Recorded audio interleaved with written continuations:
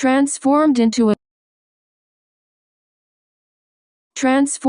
a girl for a quinceañera's party. Part 1. Although we were the same age, I was surprised to receive the invitation to participate as a chamberlain at my cousin's 15th birthday party. She lived in another city, and during the last 10 years, we have not seen each other more than 2 or 3 times at family events such as the grandparents' birthday or similar events. That was not the only surprise. The next was finding that my aunt, whom I remembered as an ogre in a dentist's uniform and tools, received me happily and apparently excited about my visit and the idea that I would stay with them throughout the summer to rehearse the traditional quinceañera waltz and help with the preparations for the party. Another surprise was finding that at almost 15 years old, the cousin I remembered as a crying girl, had become an extraordinarily attractive young woman, a little taller than me, with a beautiful figure and a smile that radiated joy. My cousin was only a year younger,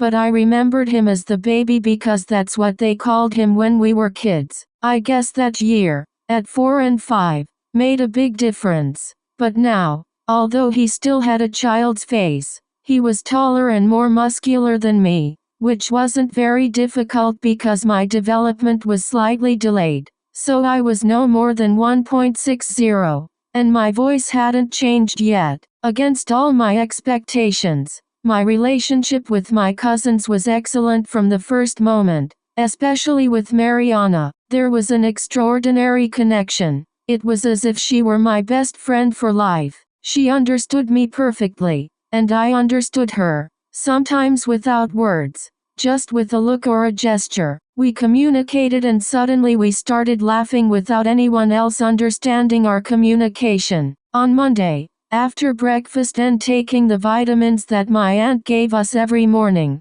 we went to the first rehearsal of her dance for her 15th birthday party. The rehearsal was at a small dance academy that specialized in choreographies for 15-year-olds. The teacher was a former dancer of approximately 35 years old, with a few extra pounds, but it was noticeable that when she was young she had been extraordinarily attractive, and her assistant was her only son, Claudio, 16 years old. There I met the other ladies, who as usual were my cousin's 4 best friends and the other chamberlains, who besides my cousin and me, were 3 of her friends from school, among whom, of course, was Kyle, the boy my cousin liked and who would be the main chamberlain. Mariana introduced me to everyone. "It's my cousin Jerry, who I had told you about. Didn't you tell us he was our age?" Jacob asked Mariana. "Oh, shut up. He's older than you,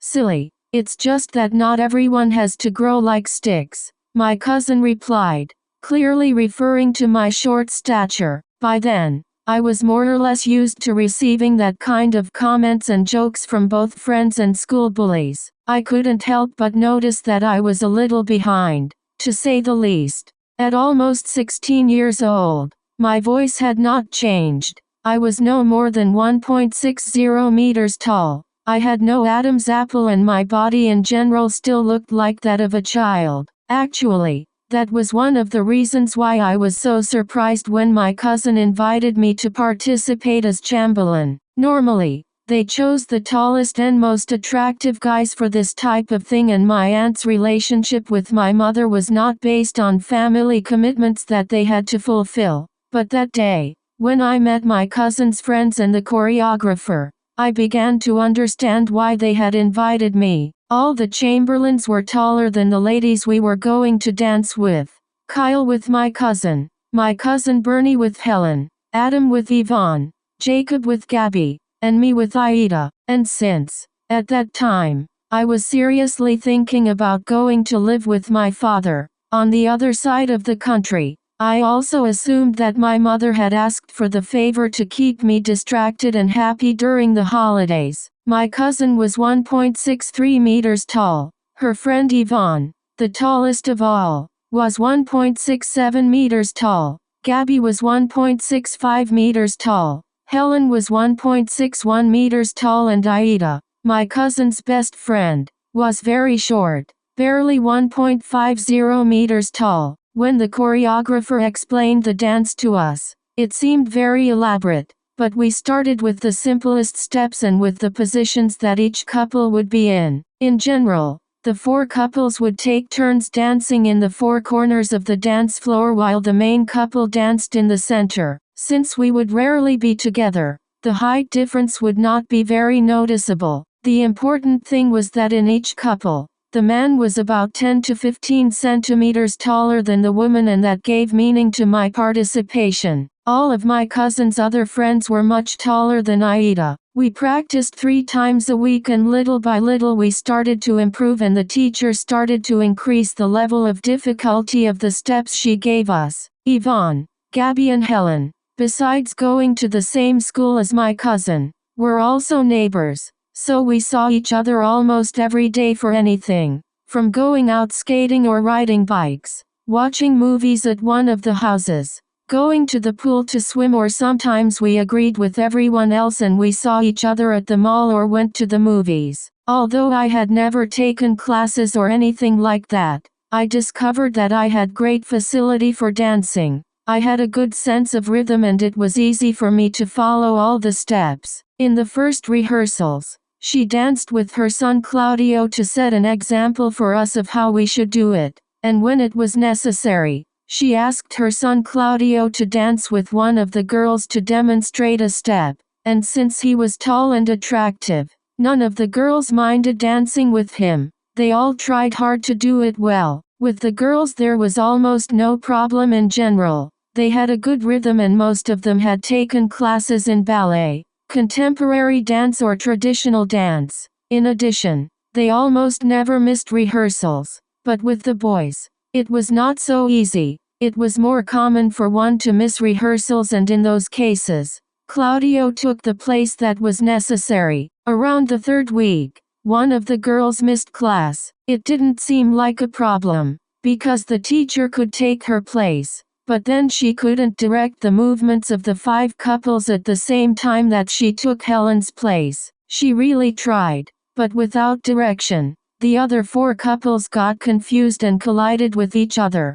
The rehearsal was turning into a complete mess when the choreographer decided to stop. She watched us all for a moment and then started making changes. She called her son Claudio to take Bernie's place. She put him in Adam's place to dance with Yvonne. She changed Adam in Jacob's place, and she put Jacob in my place to dance with Aida. So I was left without a partner. Finally, she moved me to the place she was occupying, the one that corresponded to Helen, and she said to me, "I need you to help us by taking Helen's place for today. We won't be able to be ready on time if we don't move forward with these steps." Nervous, I answered, "But me? No." "Why me? Just because of my height?" "No, your height helps, because no one could carry and spin someone the size of Adam. But also, you are the one who has the most ability for dancing and the only one who could learn the girls' steps,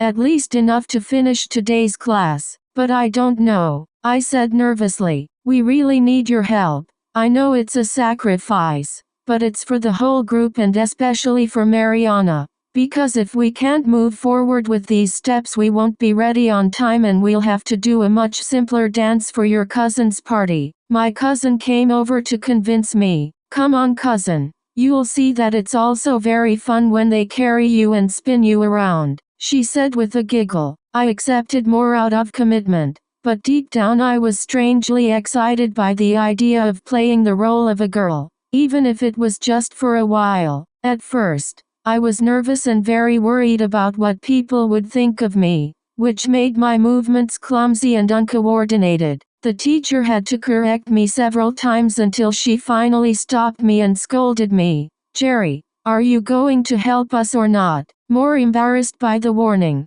I said yes, in a low voice. "Well, then, pay attention. For this afternoon, you are not Jerry, you are Helen, or Jessica or whatever you want. I don't care about the name, but for today I need you to be one of the girls." Although by that time I was already getting along with everyone, the comment caused the boys to start laughing mockingly. The teacher silenced them with a look. The next one who laughs will take his place in the dress rehearsals. Is that clear? We need to function as a team. Jerry is making a sacrifice for his cousin and for everyone. So I hope everyone supports him and treats him with the same respect they would treat any of the girls. Obviously, that caused more smiles. Okay, I promise not to make fun of Jessica, said my cousin Jacob. After that interruption, we went back to rehearsal, and little by little I was able to relax and start dancing more or less well. It wasn't easy because I wasn't used to following someone else,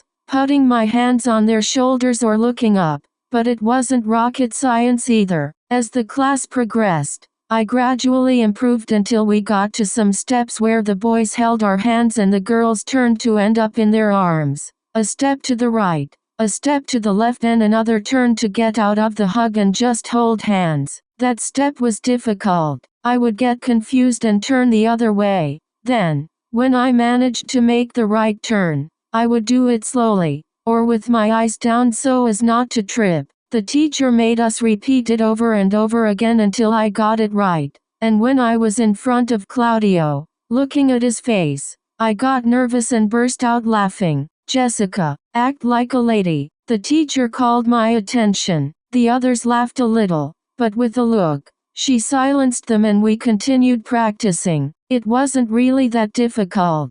I just had to get used to letting myself go and following Claudio instead of being followed. The difficult part was turning at the same rhythm and speed as the girls, partly because I had never done it that way and partly because they had bought special dance shoes that slipped very easily on the dance floor. For this, the teacher asked me to take off my shoes and dance in socks so that my feet would slide better. Even so, it wasn't enough. The other difficulty was modifying the way my body moved to move my hips instead of my shoulders. I thought it was a bit of a stretch for the teacher to push me so hard on that because I was just filling in for Helen for the day. So as long as I followed the choreography steps, I didn't really need to move like a girl. But the teacher said that if she saw me moving any other way, she would get distracted. So I just tried my best to do it the way I was told. All in all, the rehearsal went well and we were able to move forward with the steps she had planned for us to learn that day. When we left,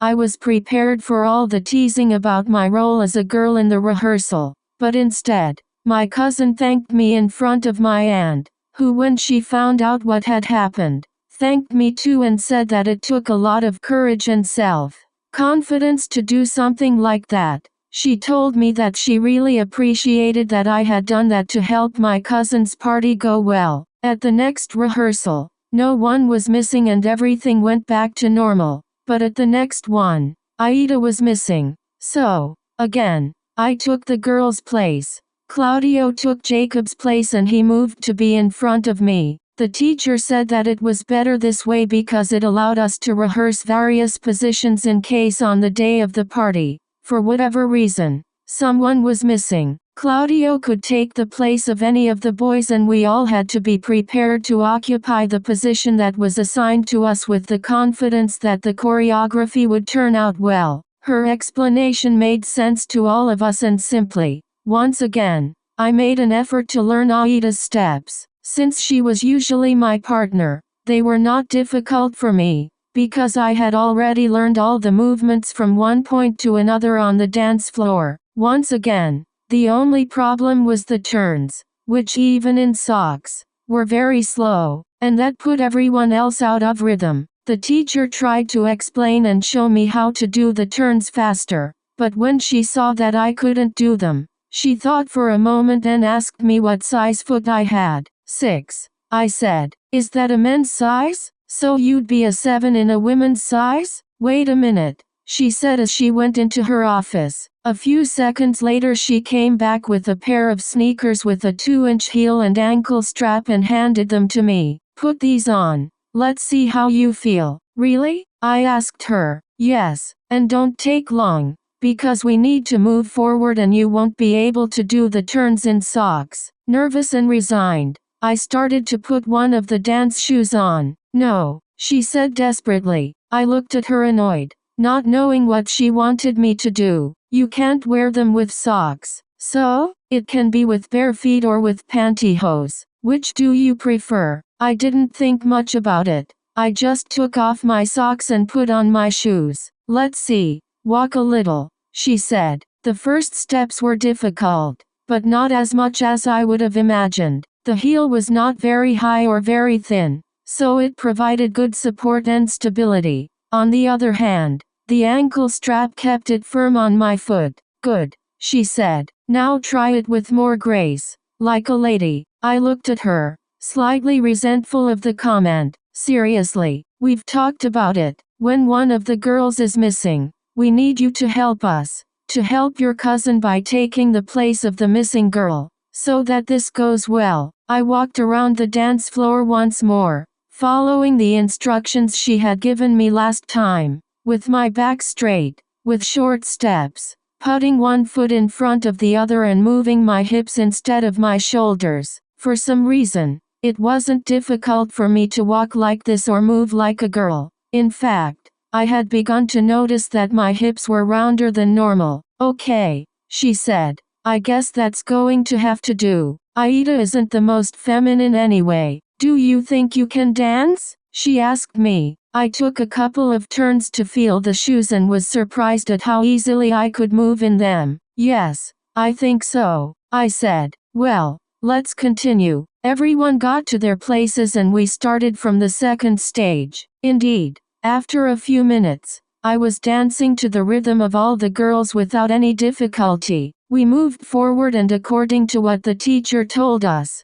we managed to cover the objectives of the day. When the class ended, I was going to return the shoes, but she told me that I should take them and practice a little with them in case it was necessary in other classes. I didn't imagine practicing with them, but I put them with my things to avoid a bad moment. That Saturday morning my aunt went out to have breakfast with the anesthesiologist she was starting to date and Bernie got dressed quickly to wait for my uncle, who was going to pick him up to spend the weekend together. In theory, my cousin should go too, but she didn't feel like it because she didn't like her dad's girlfriend and she used me as an excuse not to go. So we stayed alone at my aunt's house for a few hours. We went down to the kitchen and although I didn't know how to prepare much more than sandwiches and quesadillas, I helped her prepare some pancakes that turned out pretty good. After breakfast, and taking the vitamins that,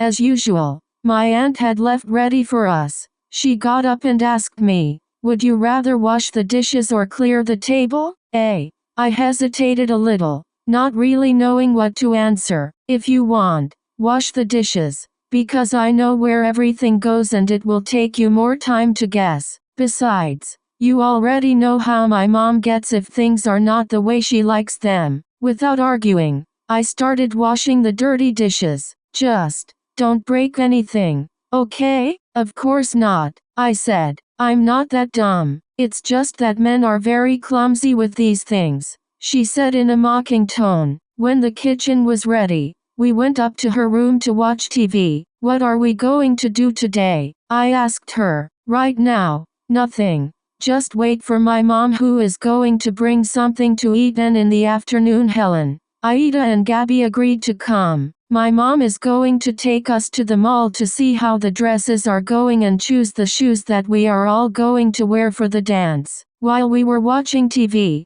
my cousin got up and began to practice the choreography steps following the music in silence. I tried to concentrate on the TV, but I couldn't help but watch what she was doing and identify what part of the choreography she was practicing and where she was even making mistakes. She tried several times until she sat down, frustrated, saying that she couldn't. Then I couldn't take it anymore and I got up to help her. "Yes, you can, cousin. Look, it's just that here you are putting your foot in this position and so you can't take the next step." I did it so she could see how. "See? Let's see. Try it." She stood up again and after a few tries she got it and continued with the choreography until where the turns began and almost fell. "I just don't know how you do it. I can't learn all the steps." "Sure you can. You just need to practice in the hallway, with the wooden floor. and with the dance shoes,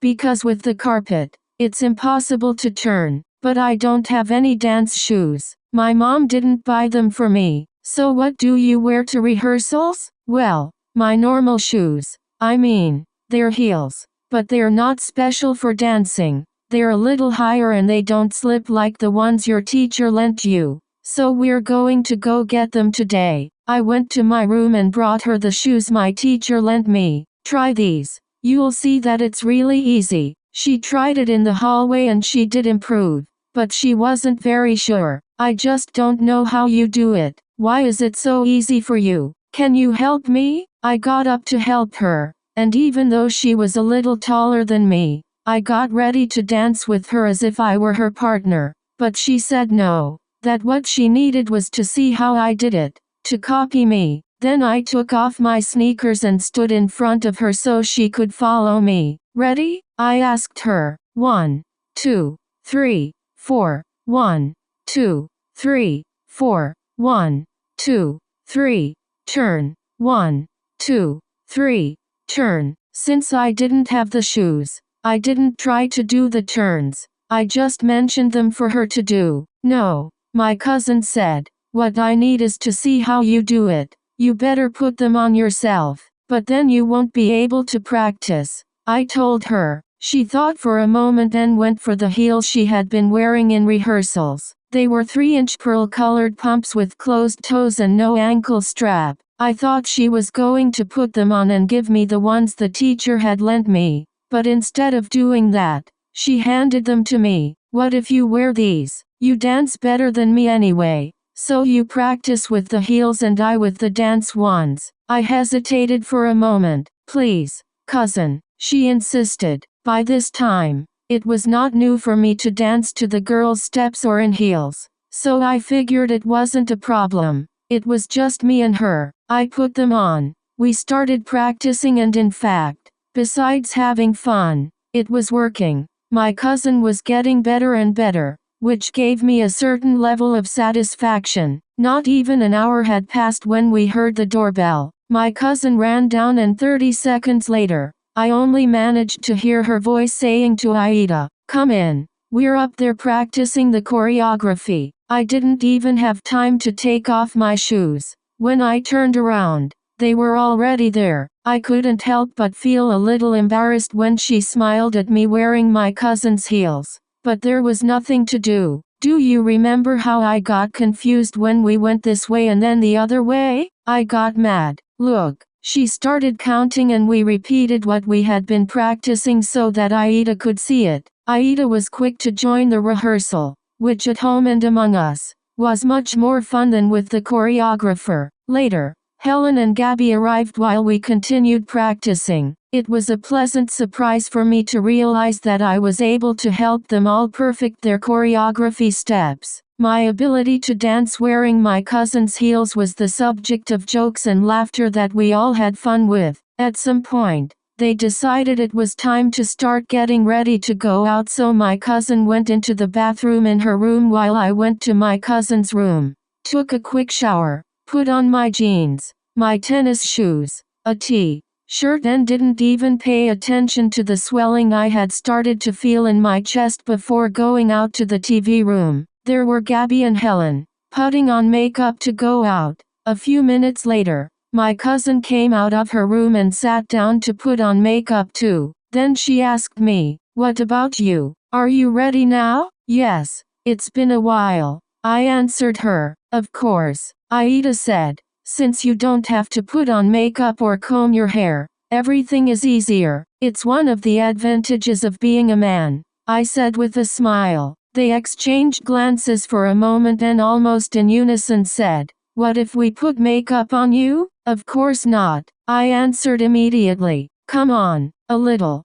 just to see how you look," my cousin said. "I'm sure you'd look just like your sister, but, right now, what if your mom comes home?" I asked, looking for a way out. "Of course not. My mom won't be home in less than 2 hours, and besides, what does it matter? If she comes home and finds only girls here, she won't mind, just a little bit." "Look," Helen said, as she put some cleansing cream on me, No, what is that? I said, trying to resist. Don't be a crybaby. It's just cleansing cream. Be still. I stopped resisting and just sat there while they had fun applying things on my face. They didn't explain much to me, but I remember that after the cleansing cream they put some moisturizer on so that my skin wouldn't absorb the makeup. Then they applied different shades of concealer under my eyes, on the sides and tip of my nose, on my cheekbones and the contour of my face to soften and sharpen my features.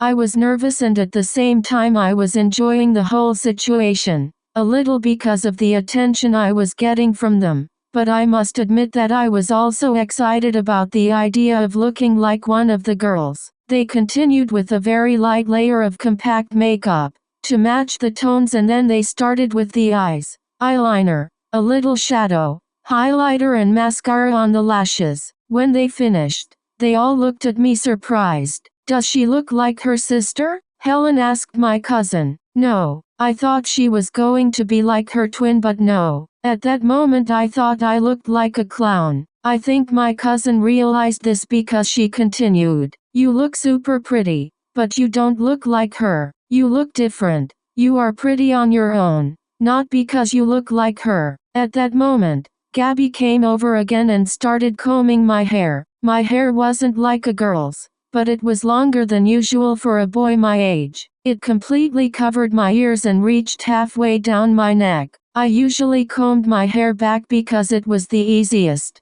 but she started pulling out a side bang that she left over my forehead and the rest of it just fell to the sides and back. Wow, my cousin said. What? Do I look ridiculous? No, on the contrary, you look beautiful. I swear that if I didn't know it was you, I would never imagine that you weren't born a girl. Really? I asked incredulously. I swear, I wouldn't recognize you, right? My cousin asked her friends. I still couldn't see myself, but from their expressions, I was increasingly curious. I don't believe you, I said. Let me see. No, Helen said, before you see yourself. She thought for a moment and said something to my cousin in secret. My cousin looked at her with a mischievous laugh. Do you think so? Why not? Helen asked. I realized that they were planning something that undoubtedly involved me, but I had no intention of stopping them. If anything, I was worried that it wouldn't be noticed that deep down, I was enjoying that moment much more than anyone could have imagined. Close your eyes, Mariana told me. No, why? You close your eyes. Don't you trust us? She asked with a giggle. No, of course, I don't trust you, I answered, also jokingly. Well, never mind. Close them anyway, she told me, as she stood behind me and covered my eyes. Okay, I said, feigning resignation. A few seconds later, Helen told me, raise your arms. With more excitement than embarrassment, I did what she asked and immediately felt my shirt being taken off. For that, my cousin took her hands off my eyes for a moment, reminding me to keep them closed, and as soon as my shirt was off my head, she covered my eyes again. Anyway, I didn't try to see. I was too excited to break the moment. Immediately, Helen and Gabby moved my arms to put something in them. At first I thought it would be a blouse or something, but very soon I felt the small straps and something that fit on my chest and was immediately tightened on my back. So I understood that they were putting a bra on me. What are they doing? No, they're crazy, I said, pretending to resist. I immediately felt my cousin holding me a little tighter. Don't argue, Jessie. It's just to see how you look. After that, I promise you can be Jerry again. While they were telling me that, I felt something being put in the cups of the bra. It felt like water balloons, but firmer. But, no, I'm going to look ridiculous. I swear I'm not. Cousin, she told me, you're looking beautiful. Next, they asked me to stand up and raise my arms. I felt them put on me what I thought was a somewhat long blouse and made of a much softer fabric than what I was used to. It was clearly short-sleeved and seemed to be tighter at the waist and forearms,